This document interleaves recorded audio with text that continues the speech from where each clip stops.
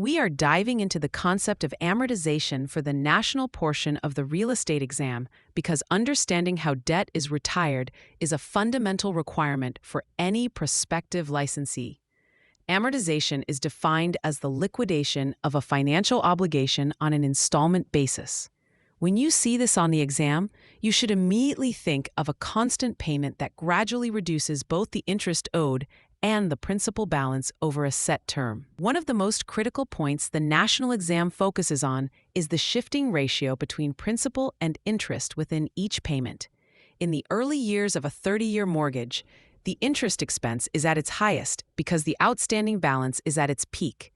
As you make payments and the principal balance drops, the interest portion of your next payment is calculated on that smaller number. This means that with every passing month, the amount of money going toward the principal grows while the amount going toward interest shrinks. Even though the total monthly payment stays exactly the same, the internal composition of that payment is constantly evolving. You may be asked to calculate the new principal balance after one payment has been made. To do this, remember to always use the annual interest rate as your starting point. Take the loan balance and multiply it by the interest rate, then divide by 12 to get the interest for that specific month. Subtract that interest from the total monthly payment. The remaining amount is the principal reduction, which gets subtracted from the loan balance. A common trap on the exam is forgetting to divide the annual interest by 12 before performing the subtraction. If you calculate the interest for the whole year and subtract it from just one monthly payment, you will get an incorrect answer.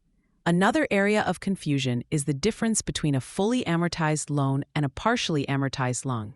A fully amortized loan results in a zero balance at the end of the term, meaning the final payment is the same as all the others.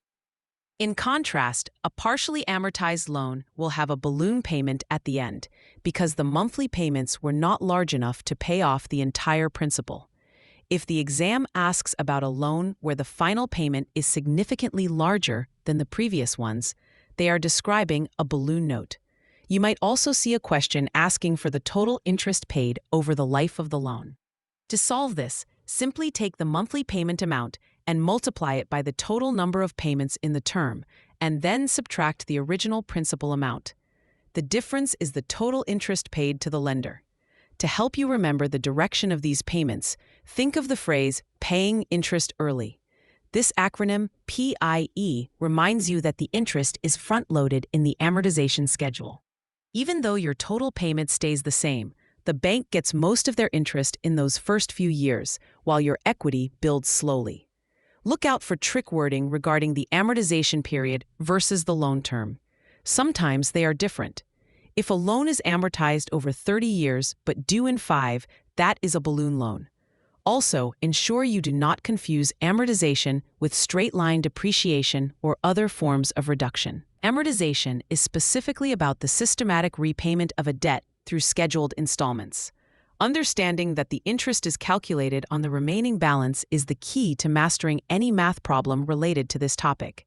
As the balance goes down, the interest goes down, and the principal goes up. This inverse relationship is a frequent target for exam questions. Always double-check if the question is asking for the interest paid for the month, the principal reduction for the month, or the new balance after the payment, because these are three distinct steps in the same calculation process.